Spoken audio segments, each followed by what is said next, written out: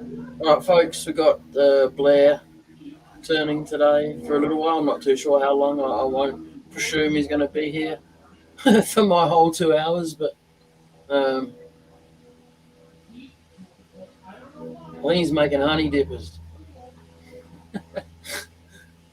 Those are for big beehives, that's for sure. Those are like bee.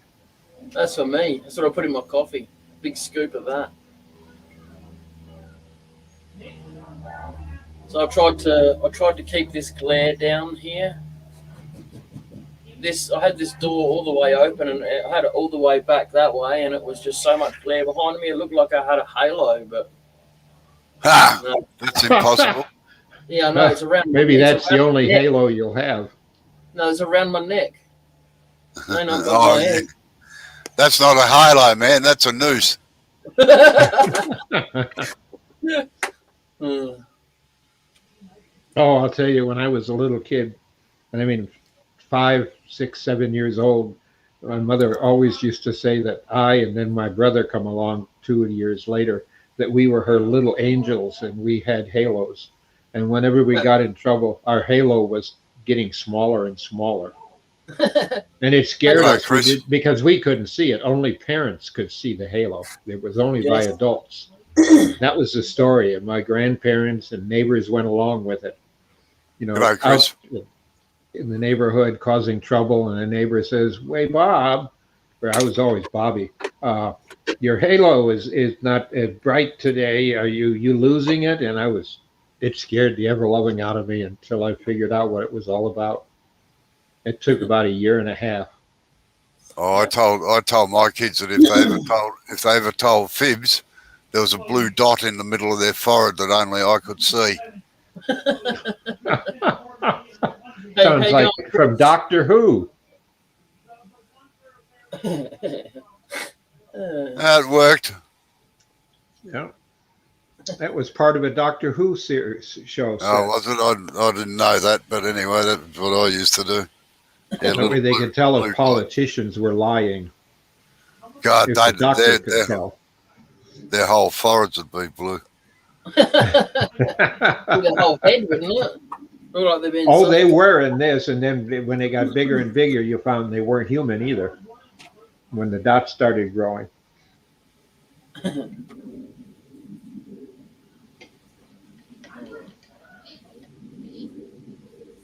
yeah, I was a Whovian, still am. I like to watch the old Doctor Who's. How many of them are you going to make, Blair? You may have said it offline, but you didn't say it when we were live. So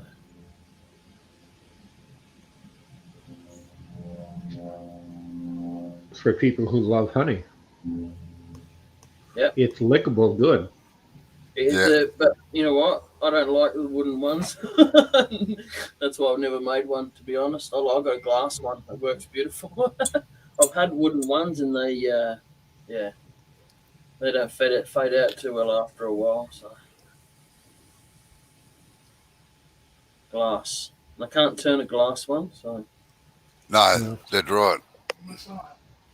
I was told once years ago by a turner that made honey dippers and spurtles and that, and his secret was that he takes beeswax and melts the beeswax and then dilutes the beeswax with mineral oil and makes it hot.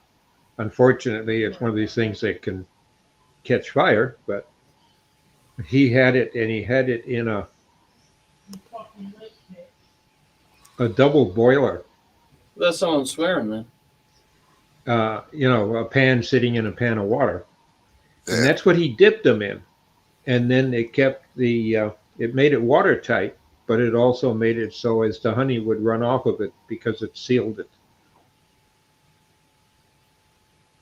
Yep. Now that's a. I'd hate to see the bees that produce enough honey for that in a couple hours, in a day or two. Here are a few movies playing near Allen Park today. Alexa, stop.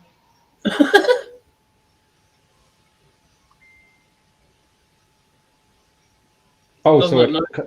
what she was saying pops up on my phone as a notice. Doesn't she know not to speak when she's not spoken to? God damn it! No, she's a woman. I wasn't going to say that. I wasn't going to say Uh, that. But thank you. I was on the phone with my doctor today at noon. Well, it was video conference, and I was in my shop because she likes to see. I'm the only one that does the weird stuff of all of her patients, and the fact that when I was in the hospital, I was still part of conferences, video chats worldwide, and patient and other doctors and support staff were coming in and sneaking and watching. I had an audience watching me watch and participate in all the stuff for the 3 or 4 that I did in 4 days and 5 days in the hospital. Uh, so it was really intriguing, and now it's commonplace everywhere. I mean, my doctor called me, and at the same time, I was talking to John up in Alaska. Plus, I was busy cleaning and sharpening some tools, and it's really she just couldn't believe it. But I didn't get yelled at, but I was able to get a new Fitbit because mine won't hold the charge much anymore. It dies on me, and about a day and a half before you have to recharge it again. I'm not quite used to being that close together. So for just while she was having lunch, she said, "You don't mind if I eat sandwich?" And I said, "I don't care what you do." And she was interested in John and what was going on and what's happening in Alaska, and just couldn't believe this was an international conference call, or from not quite international, but she says, "Dr. Bob, you just have the craziest things that go on around you. I wish a lot of my patients were as rambunctious and up with technology and have so many friends anywhere around the world." And I just said, "Hey, it's because of COVID. In a way, that's one of the best things that's happened to me and to a lot of other seniors. If it wasn't for COVID, we wouldn't be doing this. And I wouldn't have known any of you." Pretty much. Yeah. So, and getting together and it's like visiting another friend's workshop and BSing, some people over a vodka and tonic, some over a beer or over a wine, or just kibitzing on how they think you should make whatever it is you're making. Or, oh, you missed a spot. Why didn't you do this with a finer grit paper? But it's done not as criticism when you visit a friend's shop. You get to look and play with his new tools. And with COVID, you couldn't do it. But now we're doing it with a technology our kids and grandkids take for granted, but never shared with us because you're too noisy. And that's a gimmick from the kid. I learned that the hard way. Well, I'm too noisy because I got to yell so loud. You need to get me a good gaming headset, Uncle Bob, because then I don't have to yell so loud. And the speakers are here instead of over there in the big screen TV. They had it down pat, and come to find out that went through the whole gaming community as a way of getting good headsets. So people in marketing knew how to do it, especially when you got headsets that give you surround sound. And that's what these do, but these are wired. And as a Christmas present, I gave one that was wireless. Yeah, as good as technology is, I still prefer wired headphones. Well, I like them when I'm here sitting down. But first thing I do when I get off, have coffee, watch the morning news, uh, get a pair of shoes on, and head out to the garage, take the dog take the dog treats with me in my bag, and phone and tablet and stuff, that the things I want to do out there. It's like an office because I can sit at the lathe and do paperwork too. And it has become a normal thing, and people will call and video chat, friends, family.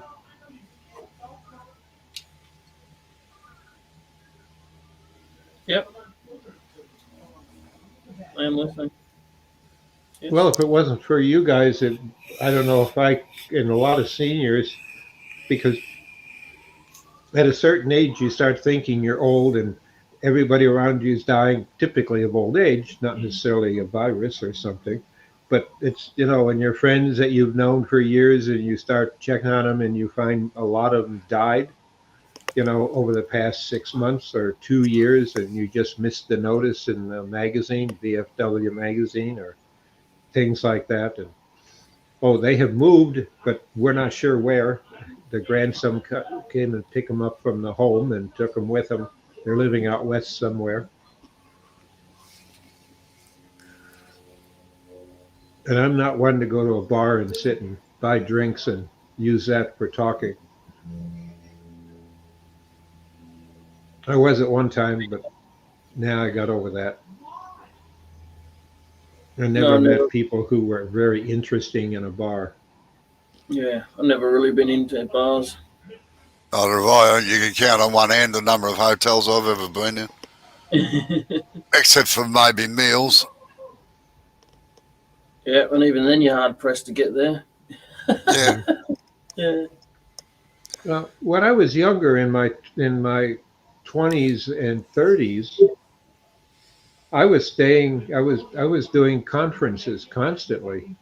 I went to Vegas for an average of 4 times a year for conventions and conferences, and spoke at 3 of them on a regular basis, and seminars at schools, representing a client and their products, being the expert at the booth type things where you're on your feet all day long. Yep. The first thing you want to do is you go back to your hotel room, start filling the bathtub, get rid of what clothes that you want to get out of, the suits and ties and white stiff shirts that and find, of course, the deodorant advertising didn't work. Then just sit on the edge of the tub and have your feet in it to relax them. Yeah, I've been through those days. Hit the mini bar. Client paid for it that I represented, so I had food and drink and everything. Drink everything in the mini bar if the client's paying for it. Oh, yeah. Yeah, I have at times. And at times because if you go down and drink at the hotel bar, you got a ton of people who either want to know how you got into doing demos so they could get into a company to do it, or they want to sit and listen to the life story of what got you into this, or they want to get into a debate over which product is better and why. And at a conference, that stuff is already put together by the corporate marketing, and that's all you can talk about. You don't have personal opinions when you're hired to represent a product. And I always had ethics to say I believed in it, but and I did a lot of beta, but I couldn't tell them about what we were doing in beta because that was secret. It was just Dr. Elliott is here, and you can ask questions about what the project is, or how to implement. In this case, one of them for years was the radio. Tandycraft paid me to hit conferences promoting their computer over the Apple and the Commodore, and a couple other better made but more expensive computers. But there it was selling computers to schools and getting them in education, and the importance of kids learning. It wasn't just keyboarding, but learning organized thought patterns. And to do that, you have to know how to write code.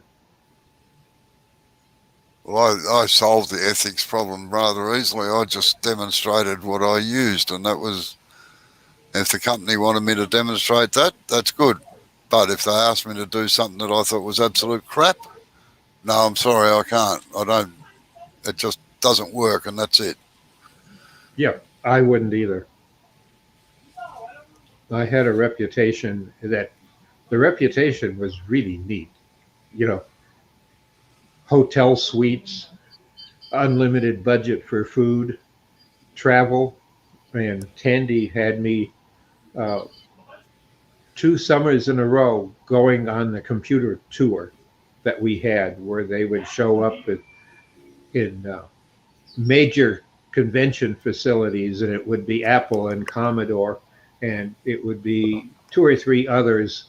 DEC would be there because they had terminals that were inexpensive against some of their PDP computers. Uh, they were all trying to get computers in business or into schools, the small computers, not the big mainframe. And that's what was being pushed. And I had 4 college kids, 4 boys, and that worked for me on the tour, and one girl. It was college young lady, and they were just one of them was 19. The other 2 boys just turned 21 so they could drink while on the road. But I had my rules. The system, everything had to be unboxed, set up, and ready for display uh, by close of the hall on the final unpacking day, and tested. Every computer brought up, software loaded, everything, and I wanted them heat tested. And then the next morning they had to be there when it opened for this distributors and demonstrators 2.5 hours before the public were in, and they had to be there in their nice work clothes, which was designer jeans and shirts that had whoever we were demonstrating for, like Tandy, with the Tandy logo and their name on it, and the school that they went to, the university, so people could come up and ask them questions about it. And that was Tandy's whole goal: get young college kids to be the ones to do all the demonstration, because that's where they thought the market was.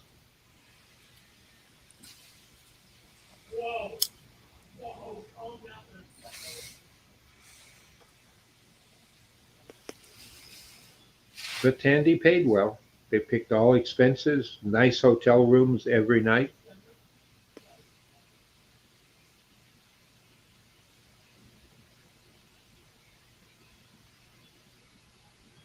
All we had to do is pack the stuff in the shipping, because they had a professional shipping company that also designed the display.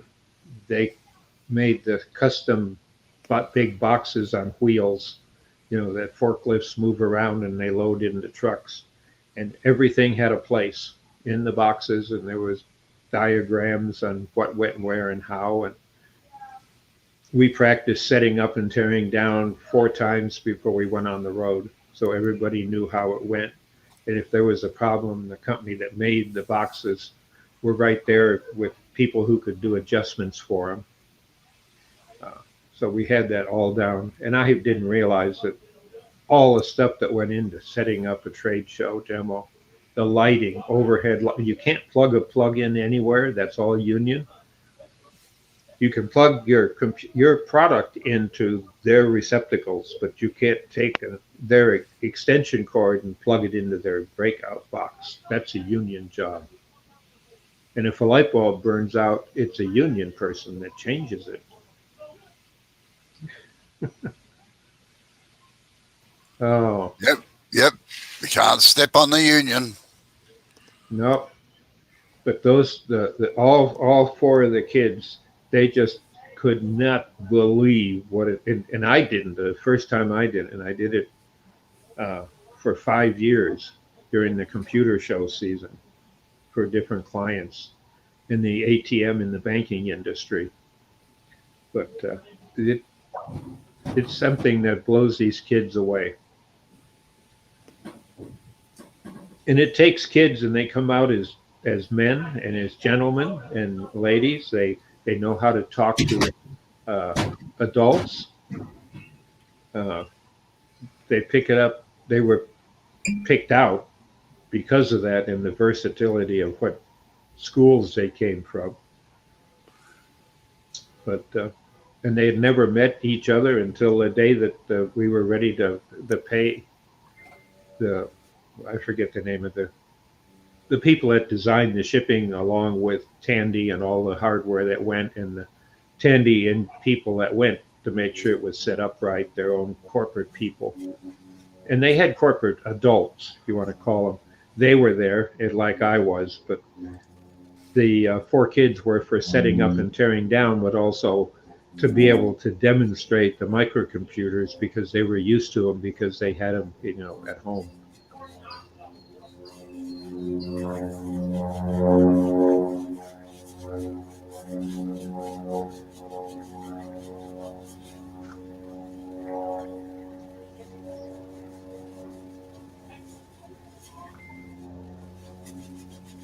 You ever demonstrate at all, Robo, at a big turning conference, a sales conference, where people come in like our AAW, as on a vendor booth? No, never at one of them, but I've demonstrated in most of the major woodworking supply places where they've had 200 or 300 people there sometimes. Yeah, I found that to be really hard to get used to, because you always had people asking the same dumb questions. That's all right. I just used to have a set pattern for it. Yeah, you have to. And you don't want to insult them by saying, well, as I said before, as a prefix. You just have to find a different way of answering the question, or turning around the question and make a question to them. Like, do you mean this? And I'm that an way it expert. brings out another part of your demo or your tool or your device. My usual answer was, yeah, just wait 5 minutes, mate, and it'll all be covered.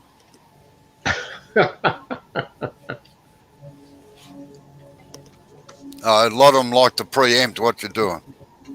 Oh, yes, and think they know better and know more than you do. That's a game that demonstrators constantly play with. I've had a couple say, oh, you shouldn't do it that way. It should be done this way and this way. I say, okay, come up and show us, Yeah. I haven't got my tools. I said, there's a grinder, there's my tools. I said, shape them whichever way you like. I can always correct them and show us what I'm doing wrong. I'm always interested in learning new ways of doing something. And they'd, no.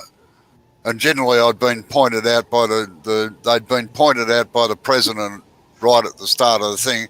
Yeah, watch this bloke. He's a bloody clown, or, he's a smart ass, or he's a know-all. So, no, I never had any problems. How you going, Rex? G'day, Rex.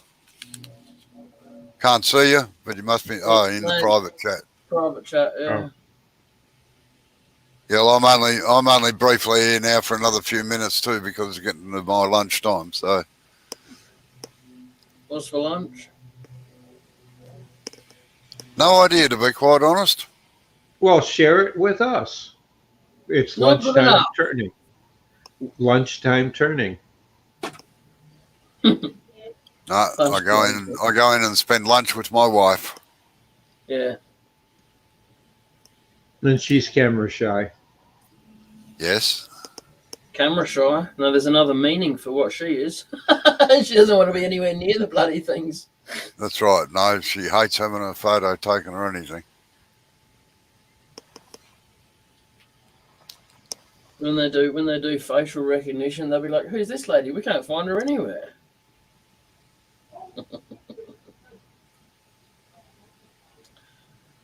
Yeah. So Oh, but chances are, if you have a driver's license with a picture, yeah, that electronic picture is in a database. yeah, Oh yeah, they like about 15 years ago. They out here they wanted to produce an identity card for everybody, right? And it got howled down, and people didn't realise that if you had a telephone or a driver's license, they could track you wherever you went. yeah, Yep. And yeah, yeah. the country with the most cameras in surveillance per square mile, of course, is China.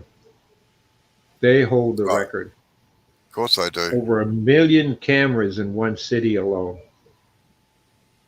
Only 1 million. And it's all facial recognition. So they Yeah. can follow you from work all the way home. And if you have government housing, they even can follow you into your apartment.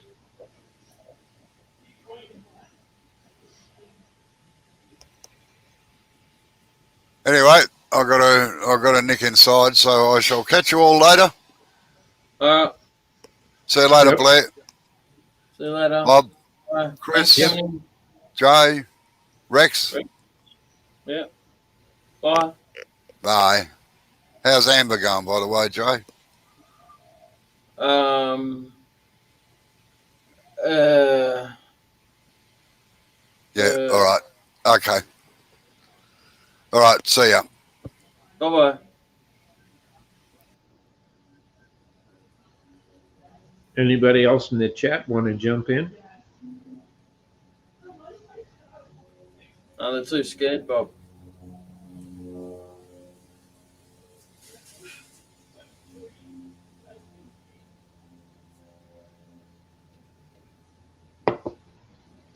Well, I had a young man I was on the phone with today in a tech support position, and Yeah. we got talking about what the tech support had come to today, because he was in the middle of Europe and in the Balkans, and I invited him to come and join us because he sees his friends and their kids online playing games and chatting with people around the world, but he's a college student and working his way through college. And it was really interesting. And I mentioned, well, hey, because of COVID, I've got friends, all over the world, and we get together and chit chat. Yep. And he said where he is at, he's a network engineer. He's getting our equivalent to a master's in network engineering, but he's running tech support for on the Jeff Bezos product, their new network equipment, the Eero, as a mesh network, and I love it. I'm a beta tester. I've got it all over, and That it, last I, couple of words you said there was Chinese. Who's new networking stuff? well, the Chinese are the ones that have face recognition systems monitoring their people. No. Who's the person you said that these guys are running their new? This guy's running his from his job from. Oh, he's from, I forget the name of the city, but it's in the Balkans. So I gave him the information, and and their time is really,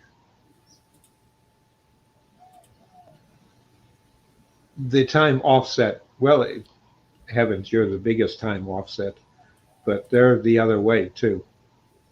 And he was going to see if he could fight the kids off the computer and come join us one of these nights, because I sent him I told him where to find the group. Yep.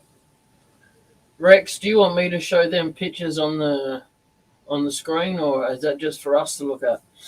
It's very nice. I love the colours.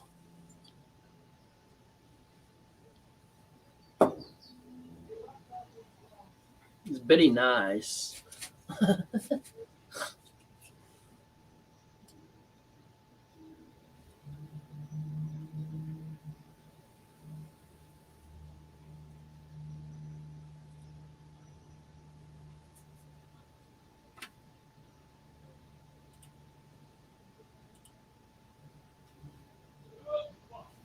He's got a question, all right.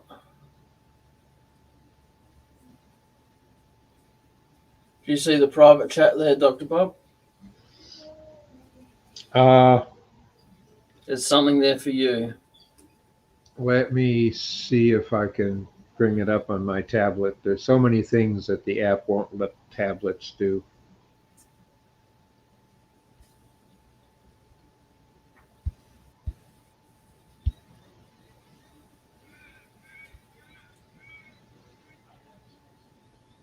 Just tell me if you can't find it, and I'll tell you. Oh, I got it now. Yeah, I saw he sent me a message on that earlier today. I thank you. Okay. Yeah.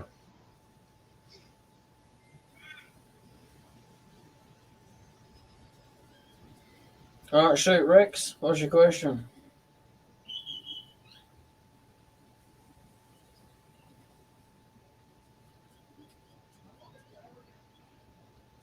Robbo's gone to lunch too, so give him about an hour or so, and he might walk past his computer and see the message there.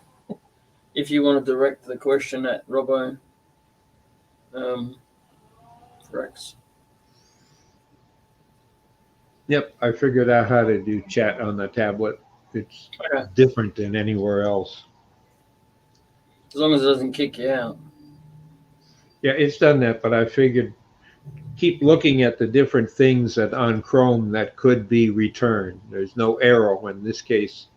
Yep. StreamYard uses an X for closing, and not an arrow, meaning go back to your previous picture. But that makes sense because everything they're opening is in another tab because it's Chrome based. Yeah. But you can't just close the tab. You got to close it through StreamYard. Yeah. So that's why the little X is there. I use StreamYard all the time for small group conferences, like our family. Yeah. It's very user friendly, that's for sure, for someone that's never used it before. Yeah.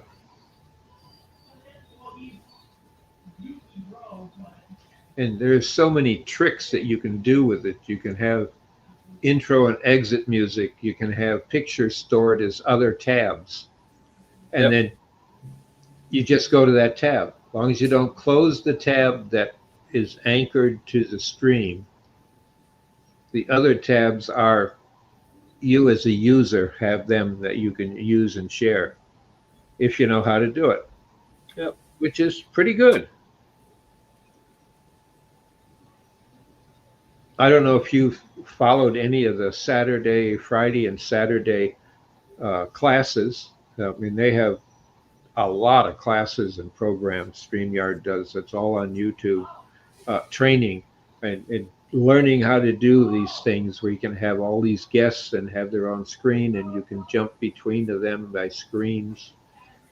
Well, one thing I was interested in seeing if we could get to work was when Robbo does his tutoring lives, just have the people that he's tutoring up there, and then me and Sid as the earworms can sit like in the background, but everyone can still hear us. That's what we really need, a feature like that. You can. You can. No. We want to take us right off the screen and still be able to hear us answering questions. Yeah, there's a way to do that, and they say the StreamYard YouTube stuff that comes up that they do live. Hit some of them and go to the StreamYard YouTube channel, and they break out all these new features and they tell you what they are and how to implement them for what you want. And they will go backwards. If, say, they add feature C, and you could use A and B combined with C, they will go back and review A and B feature and then how it fits with their new feature. Yep. So they update the live streams. In essence, it's a live stream, but they'll edit the recording of the live stream in order to include stuff in the new, like a new and updated version Yep. of it. And I like that. And they give examples, and they have some, just one of their specialists is where and how to get free music, how to mix it, what type of mixer you can use that you can actually run on your computer at the same time. Yep. You have two monitors, you could have two sets of screens, and you could move people across between them and have one monitor be the people who are waiting in the waiting room, because you can set up a second waiting room where they're there, and you can move them over to be a part of the live guests, transfer them over to what you have is that streaming. Yeah. All sorts of neat things that you can do, more than you can do with Zoom, far more. Yeah, and also too, I've noticed that the professional account of this has a lot more again than what the account that I pay for. Well, that, you that have that might well, be you have this the second. The professional's one above you, yeah, right? One yeah, up. You're, yeah. So maybe that's where those features are. well, some of them, but there are a lot that are in the tier you're in. You can have custom streams going across the bottom, and Yeah. information, and you can have your own color schemes set up for different. You might be doing a dozen streams, like a school or a church we have around the corner. The kids here actually put together, teenagers, they're kids, and they stream, and they started doing streaming with this software, and they actually worked on it, and because they're gamers, so they created the kids Sunday school one, and another one for the middle group of kids, and another set of whole drawings and everything, and they worked with the teachers and taught them how to set up what they were going to teach and what would be where. Yep. So they actually take about 15 minutes and before they can go live with their kids, and the whole thing is customized for that teacher and what the teacher is teaching that day. It's the youth that seem to jump into this, with 2 feet. Yeah. Definitely. To me, youth is like under 30. Yeah. It's before Potbelly. Once you're at Potbelly, you're not youth anymore. That's not fair. Mentally, you can be. All right then. And when it comes to some things being young, it's not youth. It's just you become a dirty old man. Yes. But if you were 20 years younger, it would be perfectly all right to think, act, or say something. Yeah, it's rude, isn't it? How dare they?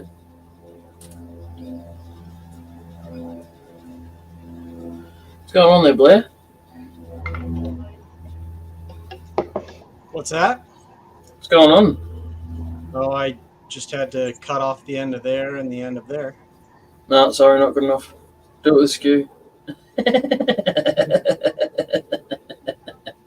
That's all. That's all right. I was just giving you shit anyway. Just being an ass, That's all right. It's fun being an ass every once in a while. Yeah.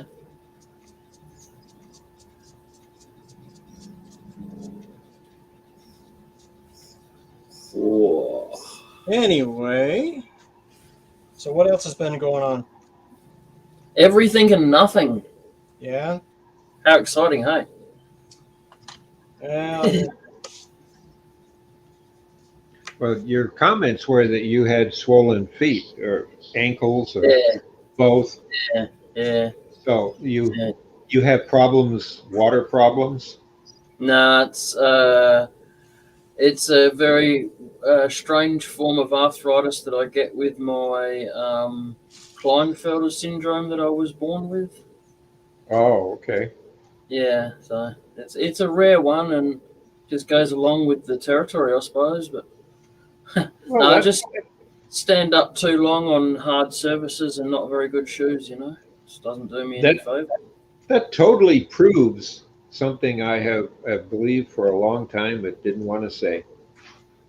You are definitely a special person. I am. Yep, genetically, I'm very different. That's it. There's 1 in 500 men in Australia that have this, so, and then they only discover it. Like 95% of them only discover it in their late 60s to 70s. Huh. But that's actually a high number. One in Yeah, what, it is. 75? Yeah, no, 1 in 500. One in 500. Okay, but that's still Still a pretty high. high Yeah, it odds. is. Yeah, bloody earth it is. Is it the water, the climate, Well, what genetic? from the genetic from the research that I've done, it's actually a gene passed down from my grandmother, um, passed down through females and only affects males. I knew they were after us. Yeah. Just proof we're inferior. so Rex, I I don't can't. know if you're still in there or not. Sorry to interrupt, but he says he has a question. Oh, okay. Dr. Bob, you should get the boxes by Monday at the latest. Oh yeah, sorry, we've seen that, Blair. Sorry, yeah. Yeah, No, we that caught was that. that was Rex in the private chat bit before. And Yeah, then, so 15 minutes ago, you answered his question. yeah. Yeah. All Hang right, on. I'm busy. What can I say? That's all right. Hang on, Well, what Effie. have you been doing today? Oh, you don't want to know. Oh, you were out busy hand cleaning outhouses? Well, kinda. All right. Tell us. Go on. Do tell. So, the apartments that I work at, Yeah.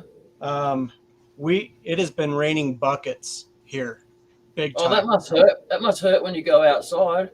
Yeah. Yeah, plastic buckets or metal buckets? Mormon buckets. Sorry. Anyway, so I was not prepared for being out in the rain most of the day because it was flooding other people's apartments and trying to suck up all of the water and move the water and all of that kind of stuff. And so I ended up going home early, and I'm sitting here going,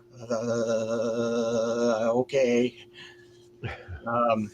So I shouldn't have even really done this tonight, but it's like I haven't been on here for so long and talked to you guys. So you that got was- into water management. Yeah. Drains backing up? Yeah, drains backing up. Tell them to stop using so much goddamn toilet paper. Oh, sorry. They need to be folders and not scrunches. Come on, man. No, you just do the bidet. We don't have many of them here. You might find a really posh hotel that has one. That's about it.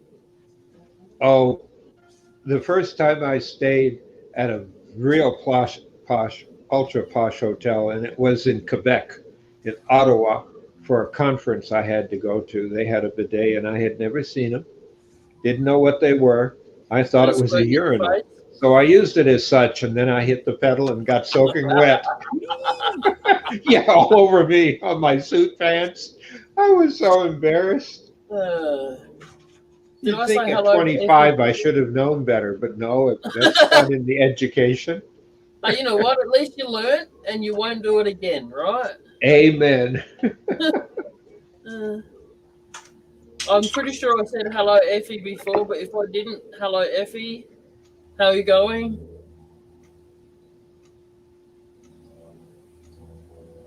You missed out on Robbo today.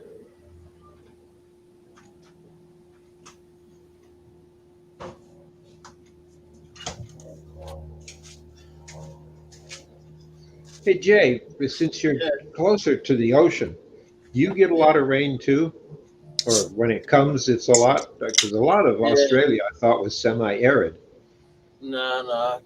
We got Mediterranean climate here, but when a cloud rolls in from from the ocean and it's thundery, it only takes about 5 seconds to get to us.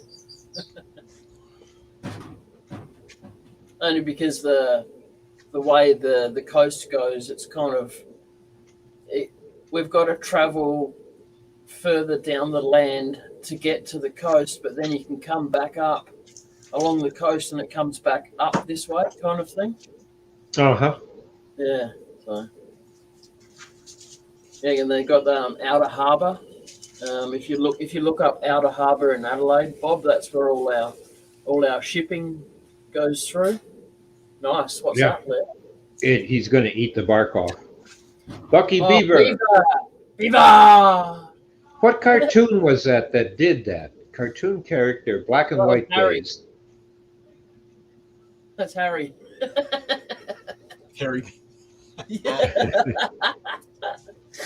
Oh, you're going to have He would eat it as if it were corn on the cob. Uh-huh. That was on we used to have a show here. It was called the Bugs Bunny Show, and it had all of the Yes, cartoons. that was it. Bugs Bunny show. And Mel Blanc was the voice of everybody in the show. Yep. Yeah, I thought that was only an Australian thing. I knew everyone had Bugs Bunny and stuff, but No, they syndicated them around the world. I don't think they changed. As long as it was the English language, I didn't think they would do a regional yeah. in those days. Because Well, that by would be yourself. totally different lip sync, and that'd be more work for the animators. Yeah. All by yourself, Effie. What's going on? Where's your granddaughters? Haven't seen them hijack your channel lately. What's going on?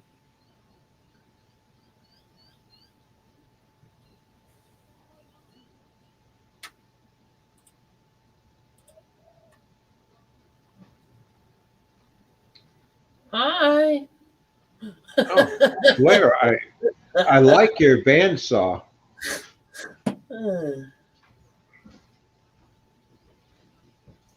You're muted, bro. my little Delta. Yeah, it Yep. does okay. I think I picked it up for like $30 or something like that. Yep. And Wow. does the job. Nice. I did too. Used mine for a long time, like 5, 6, 7 years, and then I gave it to my brother. I got a bigger one on a stand, and I wish I had a bigger one. now Yeah. I got 2 bandsaws. One where I wish I got wasn't a 2-horse motor that I can cut anything with. 2-horse, 440 or 240 volt, and I use that for cutting big logs. It takes 2 of us, of course, to do it.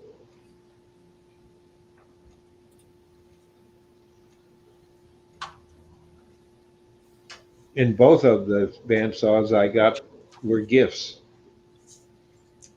So Blair, what do you run this your cameras off of? Do you run it off of a computer?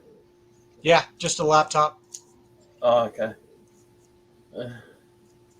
I had to do dust. I had to do dust control yesterday. Oh yeah. It wouldn't turn on. Oh, I'm running from it now, but it wouldn't turn on yesterday, and I think I've got about 2 kilos of dust out of it. wow. Now it runs fine. It's great. I keep mine pretty clean. I've got my compressor down at my feet. Yeah. And then I've got this little guy. Laptop's a bit different though. You can't go pulling it apart like I can take the cover off the desktop one. And I do have to shake out my keyboard. Otherwise,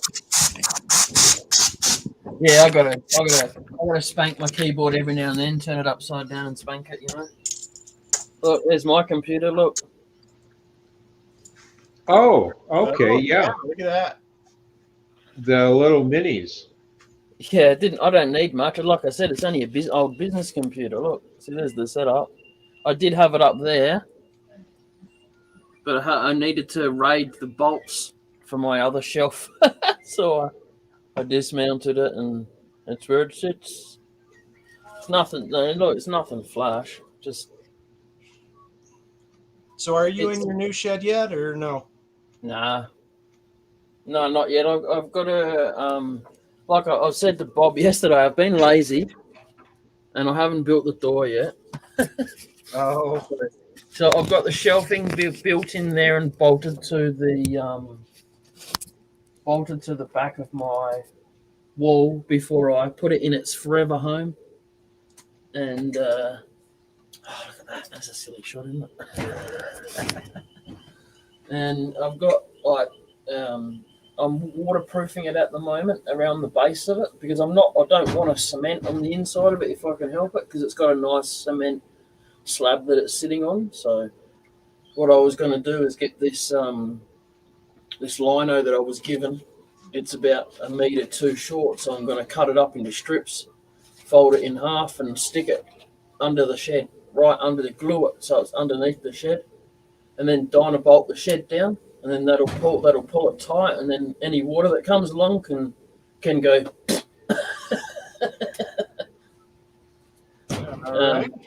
Yeah, no, because the new shed is actually the backyard's on a slight slant, so the water runs away from the house, and that's where the water runs.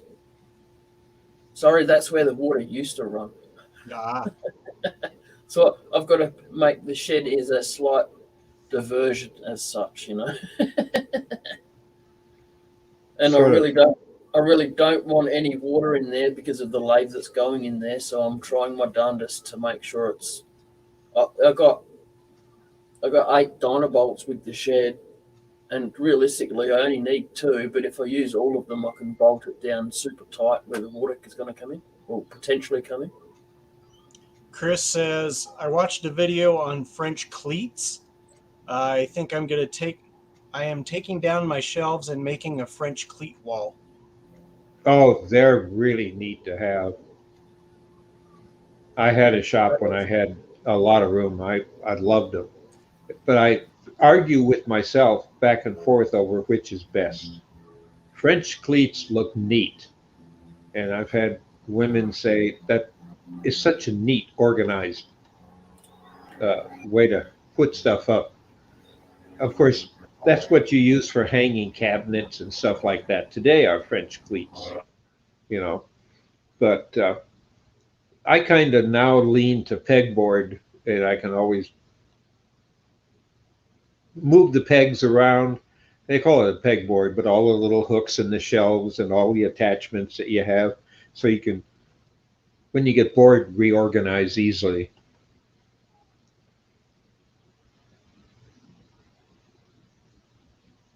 In fact, I made the walls from waist high up.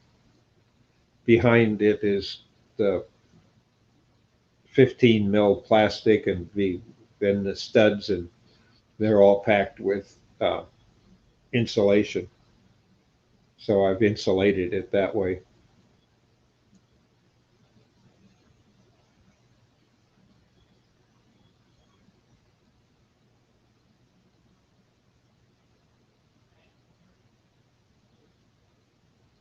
Watch him make that bark fly. Is that fruit wood, Blair? Just put your thumbs up if it is. Don't stop.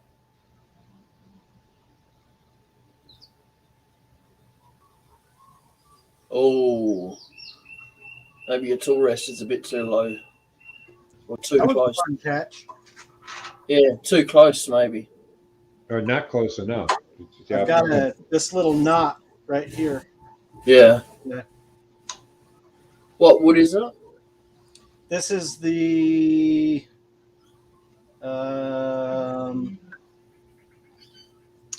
honey locust.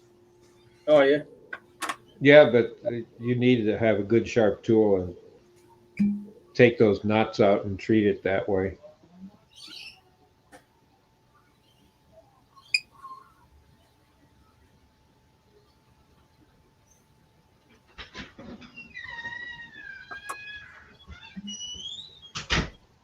Well, that's a squeaky door.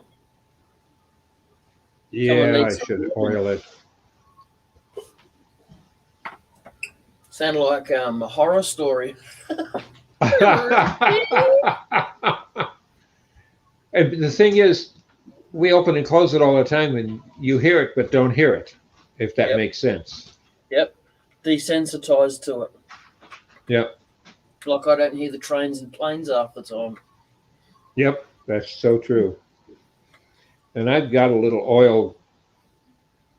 It's like a pen, a plastic pen I got years ago. It's transparent, and you put oil in it. It's a tube, and then it's got a cap fastened to it with comes out with a needle, like a hypodermic needle. Yep. But it's not sharp, and that's made for oiling hinges, and it's Oh really yeah. neat. And it's got a little clip so you can put it in your pocket. Yep. Or in your tool bag, and it's got a little plastic cap over the tip. And You know, I I found find that for oiling oil. cabinet doors. I just used oil randomly, whatever's lying around, and I found that walnut oil actually works really great. It stops the squeaking for a really long time. Well, it's a thick, higher viscosity.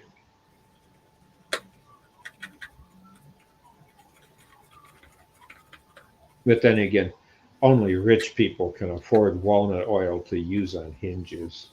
We got it. It's here in the grocery store. Here, it's $4 for a 300 ml bottle, so it's not too bad.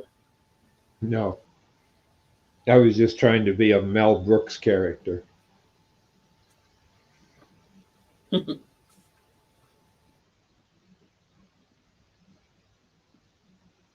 Like in his movie Frankenstein. That's one of his, to me, one of his funniest movies. I have it on the computer, that I have it on my phone, and I several of them, and I've got a small hard drive or memory stick I can use on my tablet, and I've got uh, all of Mel Brooks movies on it. I can sit and watch them in my shop. I I think don't my know which is the favorite Mel Brooks funniest. movie is Blazing Saddles. Amen. I was going to say the only one that I think is number one you can't really air anymore because it's inappropriate. I saw a comedy where they were saying, well, we have uh, examples of inappropriate popular movies, and they would do the bleep, over it, and Yeah. put a bubble over the mouth that so you couldn't even lip read it. And they did it to his movie, and it was over 400 inappropriate things that were said. But at the time, Funny. it was made purely as humor. You weren't laughing Yeah. at the people; you were laughing at how they were acting, and Yes. that's would have been typical in that period of time. Yep. He's a bloody legend, that guy. Uh, oh, the Uh, snowflakes these days, they wouldn't know. They wouldn't know something funny if it bit them in the ass. True but that. what they think is funny at our age, particularly mine, you have to sit and scratch your head, and what you don't get their humor because you don't understand the culture. Humor is culture based. Yeah, nothing to understand with a snowflake. Sorry. Yeah, like there's Australian humor that I've heard pop up in different programs that I watch, and some live programs. Well, they're online Yeah. because there's a lot of Australian programs on YouTube has been put in public domain so you can watch Oh them. no way! You just Oh, have what? to look I'm it not up. the only one. Oh no. So, and there's stuff that aired years ago, but I get more fun out of watching them because I'm starting to understand the humor. Yep. Oh well, I feel sorry for you. It's like Well, when learning you another do that, language. the show is funnier. It's like learning another language, I think. Yes, it's like learning English in New York City and going to Selma, Alabama. And what did you say? You speak the same language, but Yeah. you still can't understand it. Yes, it's very crazy. I don't know what I this one just is. barely remember a great aunt of mine that, because of a family feud, she divorced somebody in the family, but she's still related. And she moved down to New Orleans. And I remember that I was, and I'm not sure because the people that were there are all dead except my brother. Uh, but she came to visit to see what, to a funeral of my great grandfather. And she came all the way up by train. What do And you got I there, could Blair? hardly understand. My dad and mother had a hard time understanding what she was meaning. You heard the words, but you didn't know the meaning Yeah. or how she was what she was saying and how it applied to the topic. Yep. What do you got And there, I Blair? find learning that, I see the Australian the same way. Yep. Oh yeah. Oh, Cool. I've seen Cheating that now. book. So Kim Tippin is the Yeah. one that got me on this one. When I am uninspired as to what shape I want, I go to this book. We had a demonstrator at our club years ago, and they had a book like that they were could be that one, but they were talking about it just for shape because people have bowls, but they're all bowls. But a Like potter, drum. it doesn't have to be round. And that's when people started breaking away and making square bowls and stuff like that. But it's the old architect catalogs for trim and stuff like that, the wood trim and all that. I've got some copies of those, some reprints, and they're fantastic for ideas. Also, not just for turning, but for molding and stuff like that. If you're making your own molding, with a router.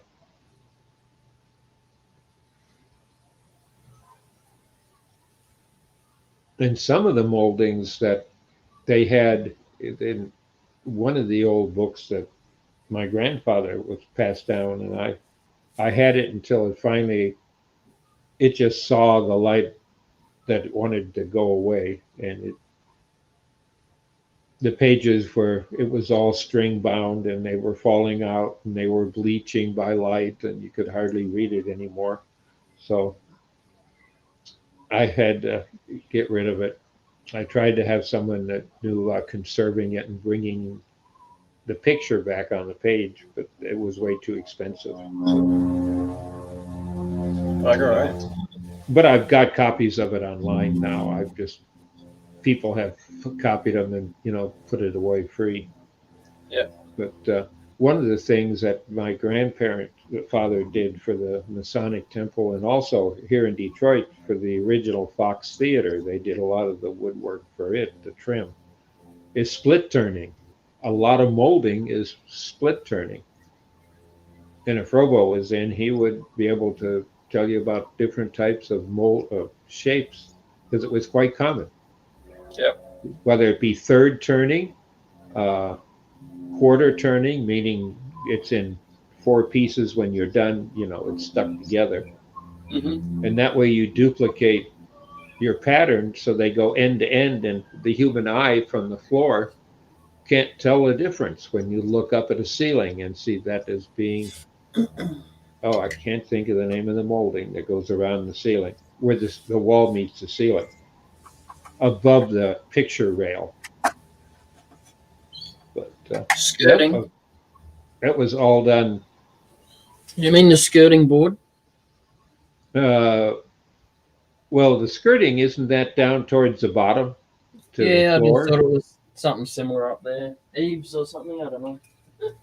Well, there's also the picture rail. Remember, they under the old plaster walls, you just didn't put a nail in them to hang anything because it would cause the plaster to crack. So what they did is they put a piece of molding around that was like a 3/4 round, and they would fasten it up, and they had hooks that hooked into it, and then you had long wires that went down to your picture. Museums use that all the time for hanging stuff. That way, when they rehang, they haven't damaged the wall, and they can, by the length of the wires that they suspended, it also changes the height of it on the wall, so it makes a better presentation. But that's a very, very, very old technique for hanging pictures. Uh, Probably a couple hundred years or more. But they call it the picture molding or the picture rail. And I've lived in houses, two of them in my life, that had picture rail, and I would use it to hang stuff, and people would come by and say, "What are you doing?" And I said, "That's what it's for." And they had no idea. Well, we yanked it all out because it just didn't look right. But when we put pictures up, this is before sticky hooks, you put a nail in the wall to hang a picture, you got a lot of cracked plaster. Yeah, that's why they invented that. But those were all turned on a lathe, and it was all split turning.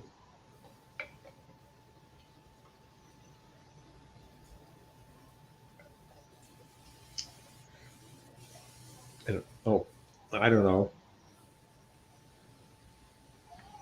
maybe 4 years ago, five, I forget. I had a contract to turn out 250 feet of it that I turned. They did the glue up, the paper glue up, and I just put the shape in.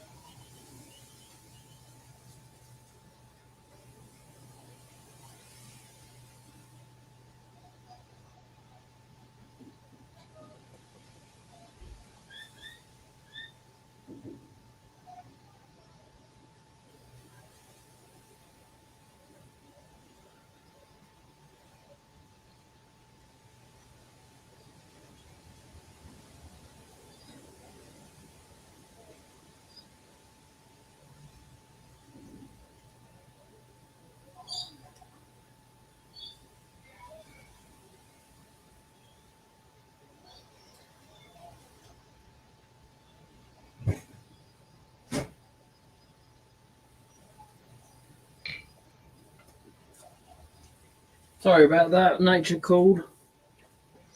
Yep, what goes in must come out. Right, that's right.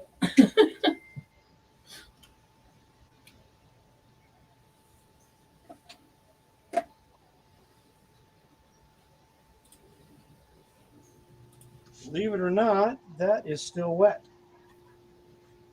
Interesting. How long have you had it for? Well, the tree has been dead for probably a year. And then I just cut it down a month ago.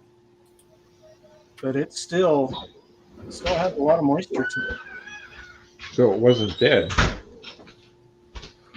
Yeah, I guess. But it didn't have any leaves or anything like that. It was Dying. dead. Yeah. But the trunk of a tree can hold moisture for years after the tree has died because it has to go through evaporation. It doesn't go back into the ground. Yeah, the growth rate, I mean, the drying rate here, Blair, is an inch a year. Wow. That's slow. Yeah. Yeah, that's what we are here in Michigan because of the humidity from the lakes. Not just the Great Lakes, but we have a lot of small lakes. You can't drive supposedly 30 miles in a perfect compass line anywhere in the state and not hit water. And I think it really depends on the species of tree though too. Is some species, they grow like weeds. And Yeah, bamboo. yeah, bamboo. Ooh. And it's so invasive.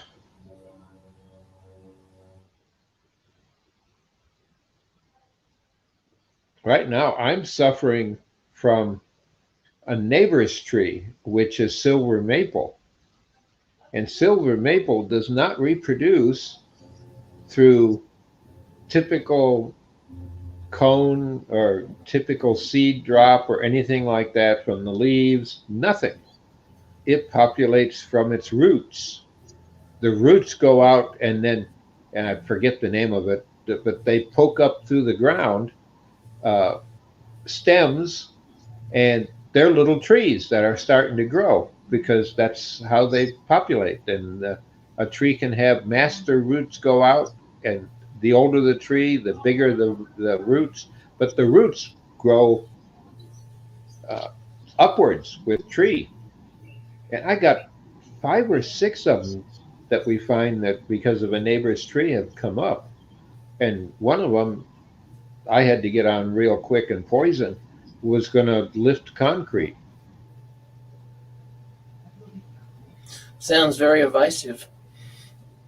Yes.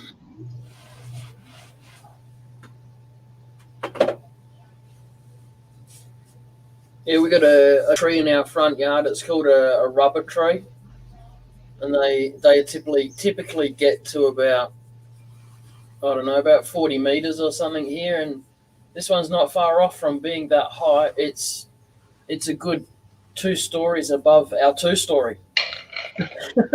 It's pretty high, and the roots on that thing, when those roots are coming through, if you don't chop them off, they're doing the same thing. They're ripping up concrete and wrecking plumbing and stuff like that. Yep. They got to have water, and they know how a tree knows how to hunt for water. Yeah. And some trees are worse at it than others. And people who have sewer systems, they know it. I know that the city here, there are certain trees that they refuse to grow in the city. They'll come cut them down real quick. Yeah. If they That's find what them, and it's a list on a list when you move in of things that are not allowed. Yeah, that's pretty much what Sid's job is. Sometimes going around marking trees that need to be chopped down because they're weeds or whatever. Yeah. Oh, they're pretty. Silver maple is really pretty. I Yeah. mean, especially after a rain, because the leaf, it's a typical maple leaf. And when they are wet, it's when they call it silver because it looks silver.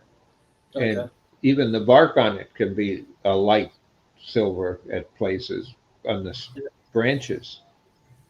That's But this the was leaves are just real silver, and you get the sun hitting it after a rain. It can be too bright to look into. There's time, particularly if it's a mist, not a heavy rain, that the mist sticks to the leaves, And that is if they've had wind and there's no dust on the leaves. But yeah, it reflects the light, and they're invasive.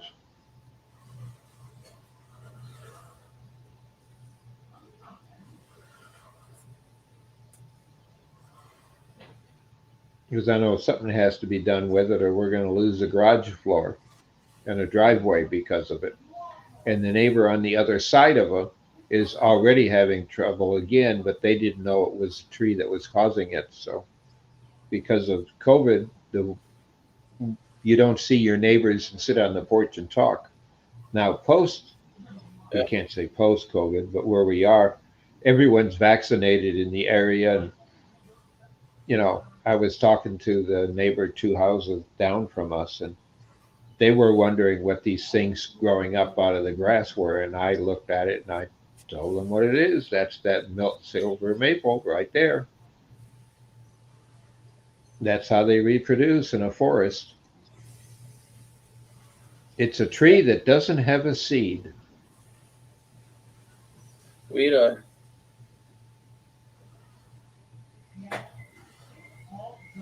Keeps it local, doesn't it? Oh, but they once the other trees grow, they put out these. It looks like tentacles. They're roots, and they simply go so far, and then they pop up through the soil, Yeah. and they Lots start of plants again. do that too. Yeah. Mm.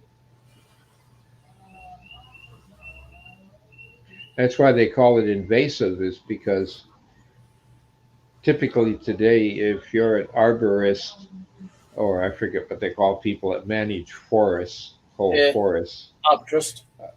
Yeah, the problem is that that's not a tree they want because they can't plant them in straight lines. For transplanting and harvesting, or if it's being made for, grown for lumber, you want them in a straight line. So your harvesting equipment can drive right down between them and harvest the trees because it's a crop. So, they don't like it because you can't do that with a silver maple because the root system's going to pop up and have put trees anywhere it wants to. Yeah. Yep. But the neat thing is if you can find the main roots out of it close to the tree and kill at that point, it actually, with the right poison, we've got some an arborist gave me. He just pumped it out of a drum he had at his shop. It's a city arborist. And he said, all you do is it's the spray bottle, just spray it on the leaves, and within 48 hours, the leaves will turn white and they'll all be dead. I said, well, is it toxic? Will it hurt the dog? No, but if he goes to eat it, he'll just become very hungry or very thirsty because what it does is it wants to suck up water, and when it sucks water up, it's sucking the poison in with it. So it's a salt-based poison, Yeah. then. Yep.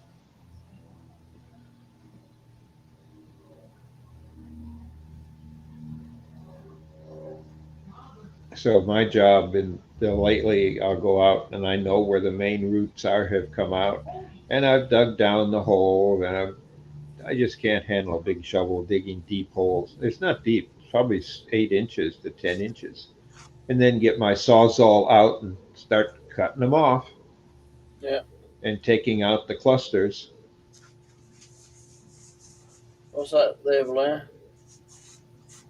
It's mineral oil, basically. Your own mixture. No,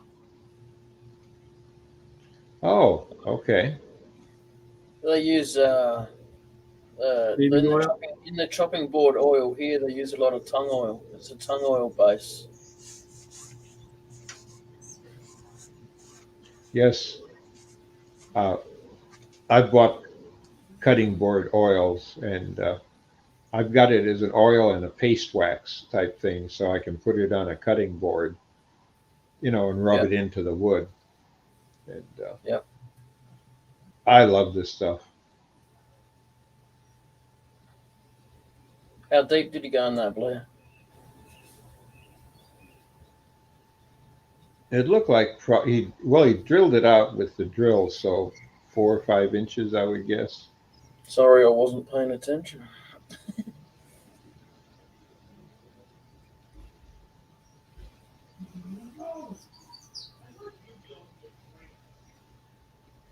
Do you get that book that you're looking in, Blair? Do you get dimensions with it, or are you just looking at pictures and going, "Yeah, I can make that"?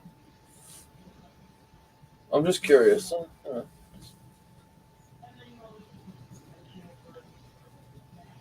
I'll tell you, pattern books are really neat to buy, especially the old ones. If you get, yard sales and people are getting rid of grandpa's library and books and stuff that's been around the house forever, you can find pattern books and they're fantastic. Yeah, Or even the salesman's books, those are worth something. The old sales books where you'd buy your trim and molding and everything. Uh, yeah, from, I forget the name of the artisan that makes all that stuff, but they came out with their books that yeah. It's once very nice, they, Blair. I like that. oh yeah, the character in it is fantastic. Thank you. Yeah, I love this wood. It's really pretty. It takes oil really nice. Little Something that pink I spots have in there. done, it, not to tell you anything new you don't know, but you can get this gold uh, in a tube, and artists use it for accenting. It's like a paste in a tube, and it's really thick. And the little tube I have is probably 3 inches long, and I've only used about half of it, but I've used it that way for years and years. It's like a liming wax, but it's gold. And you can put just a touch on your finger and selectively place it to help accent the darker parts of the bark. And it's like painting with a little bit of gold streaking. And I use it all the time if I can on wood like that because it kind of when you walk by it how do I put it? It's like all of a sudden there's a gold streak or glimpse that you see out of the wood, but you don't know where. You have to look and pick it up and rotate it to see it because Yeah. it's in the bark and it's in Uh-huh. the grain. So, as the sun changes and it's in a window, and I've had elderly people really like the idea. They can see the gold flicks and color and pattern. I just don't rub it everywhere. I selectively put it to accent the darker bark and the darker wood like you see that you have in it. Yeah, Uh, I like the just stuff what Blair's got. What he just put on at the moment. I like that. oh yes, Yeah, I like. I've seen you use that before, Blair. I know. It, Sorry, it, Bob. I just had to say that. yeah, it's I like it. just kind of like a Elmer's glue, but they put just little sparkles in it, and then it just dries nice. Oh, where'd you buy it?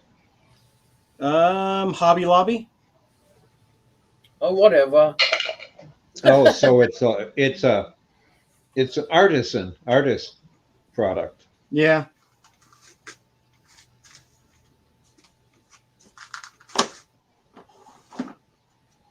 When I get out again, I'll have to go pick up some.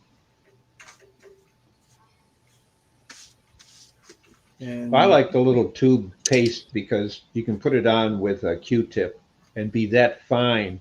So it's not a big area. It's just you walk by and you see a flick of gold out of it. It's kind of hidden in it.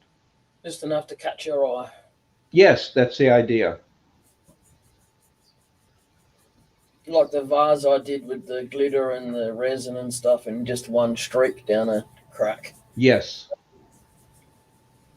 But this is on a piece like that where you have area that has bark or darker wood or along a crack somewhere, just a touch on the end of a toothpick, you know, and just small and subtle. And it's designed to catch the light.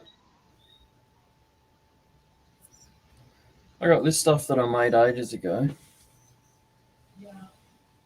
Well, you can't really see it very well, but it's a paste. It's just beeswax and mineral oil, but I actually mixed gold powder in with it to see what it would do, Yeah. and it did something that I didn't expect it to do. Let's just put it that way. Oh, Look what colour it went for starters. hmm. You know why that is? Because Mold? when they make gold dust, they actually make it with a variety of colours to make the gold, and that colour there is one of the main colours they use to make the gold dust. Oh, So they worked that one out, huh? Oh, I'll try and get it on Yeah. camera. But can you see I the didn't gold? know that. Hey, Mm-hmm. can you see the gold flickering in it a little bit? Yes. Teeny bit, yeah. Yeah, yeah. Well, it's all the way through it. Huh. Oh. But yeah, it's quite weird. I was thinking, like, my thought process was to make a grit out of glitter, but I don't think it worked as well as, because it didn't spread like I thought it was gonna. It's consistent, the gold all over it, but it's just weird how it went grey like that.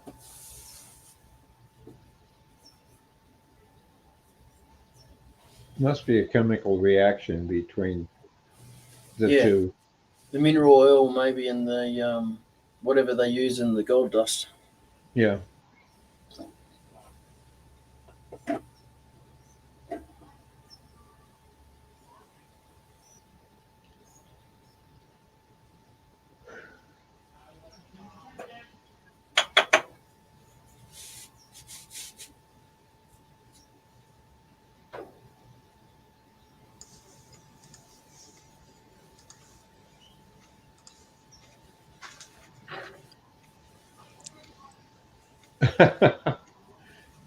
With the googly eyes.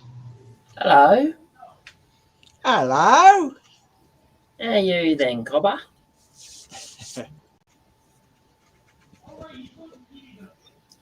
Oliver Hardy. Yeah. What are you on about then? Bloody hell, my mouse is down there, you wanker. So how much rain have you got in the area? Oh, I don't know. It's still kind of sprinkling out there. But I mean, like I said earlier today, it was buckets. What's that? Ooh. I just put it on that bit of wood. Can you see the gold in it? Yeah. Mm-hmm. A little bit. And you sell the paste, do you ship international? Or is it just for local sales within the country? No, I can ship international. No, it's an odd one. It's an odd coating, that's for sure. Yeah, because I like stuff like that where it's there and you see it, and it's a surprise when you see it, and then when you try to show it off to other people that there's a glitter or a glimpse of color here. Yep. How you look at it, and Yeah. I think that's important in any artwork. When wood turning is just as important to me to have that, because a bowl is a bowl, a candlestick's a candlestick. You know, anything you do is exactly what you're talking about. Yeah. So we See, vary it up by what type of wood we make it out of. that's what it looks like with nothing on it. Yeah. And I just rubbed it all in. Yeah, you got it into the grain. Yeah. And that's what makes the difference in my book. Yep. It's not the paint, but it's still finished, the finish. Yeah. And I don't necessarily believe in like that. I would rub it in all the way. But like with Blair, there are certain parts on his wood that is dark, that he just turned, and that's Yep. where I would put it.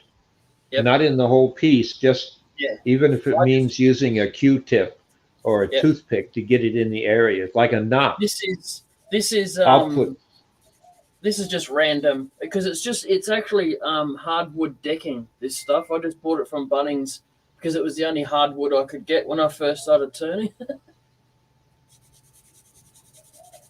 So I just figured because the whole thing was dark, I might as well give it a bit of a yeah. give it a try. Yeah, it didn't come out too bad. Like for the piece you did yesterday, Jay, or day before, use something like that on a toothpick. Yep. And put them in certain small cracks. Yes. But only in that area. Don't just wipe it on both sides, but hide the gold or Yep. hide the color that you're putting in. It could be a royal blue and a little bit of gold here and stuff, but it's just in the cracks themselves, or like in a Yep. knot. Yeah. Yep. Got plenty of them. Yeah, got this and one too.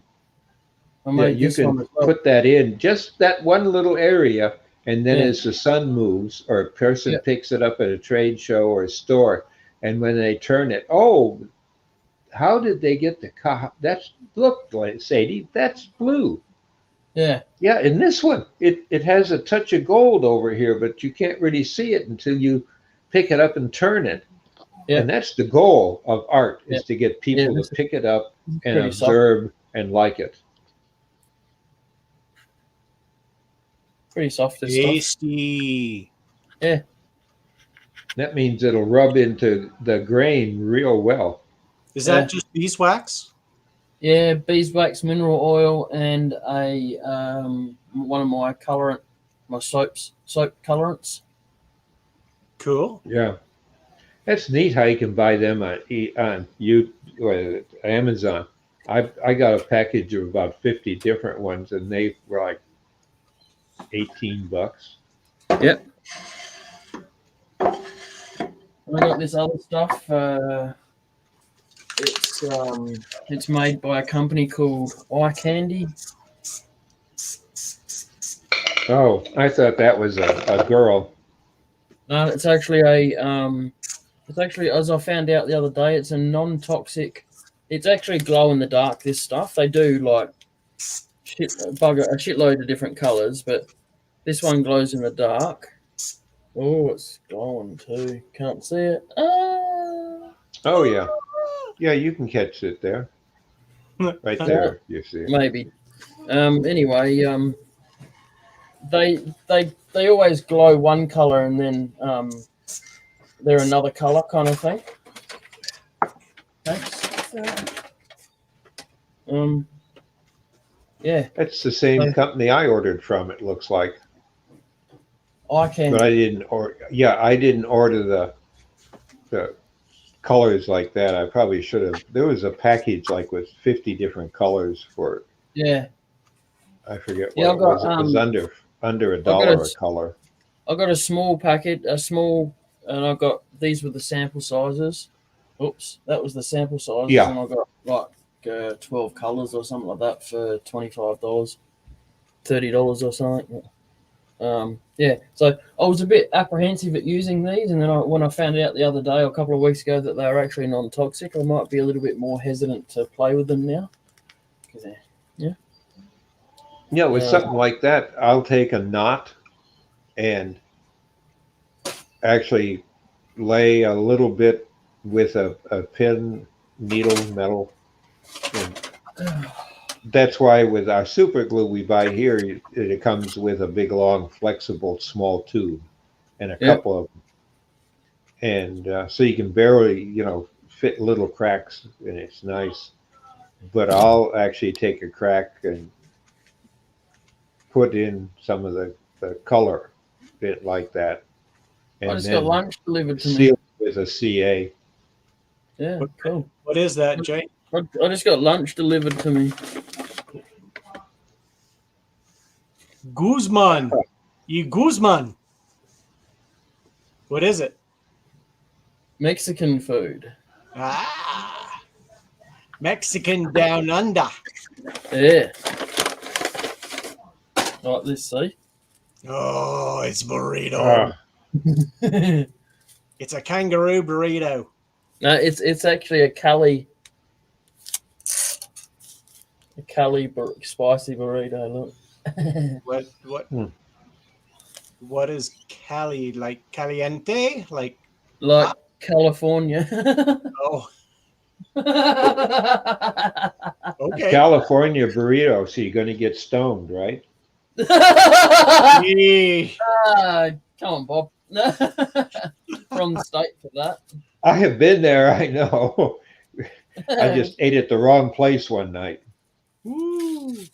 But that's where a bunch of the people from the conference I was at decided to go and eat because they'd heard good things and the people at the conference kept pushing it. But the next day they were asking, well, how many people went to eat the Mexican joint down the street and got their silver menu? Because with the silver menu, you got a discount from being a member of the conference. And there were so many of us high as a kite or stoned as a rock. Sitting back, and we had the munchies, and everything was a la carte. So you ended up spending a lot more money. Yeah, it's unfair that is. You go somewhere to eat and then go and end up getting the munchies even more. It's like, oh. Well, that's what their menu is for, is to make you hungry. And the dessert menu, optically, that they put you in deep trouble again because it looks so good. You just got to have it, even though you're full anyway, or you get it and take it with you. Oh yeah, she got the spicy one right. Oh yeah. Ooh. Wow, that looks good. All right, I'm gonna knock it on the head now. You going inside? Yeah, well, you don't want to eat live worldwide. No, Let people see you chew your food. no. That's That's enough. not part of your show. No, I'll bit the top off. That's enough. Rightio. Yep. All right. Guys, good to see you. Yep. Yeah, We'll catch you all tomorrow night. Hopefully, we'll see you tomorrow too, Blair. That the water is gone. You can pop in for 10 minutes and pop out. It's a community. Yeah, it depends on what the wife has going. Ooh. Now that she's not working at night, Yeah, you're in trouble now. Well, she's actually gone. I actually need to go pick her up. So. All You right. picked her up and made a good choice years ago. She's put up with you. All right, I'm ending it now. 3, 2.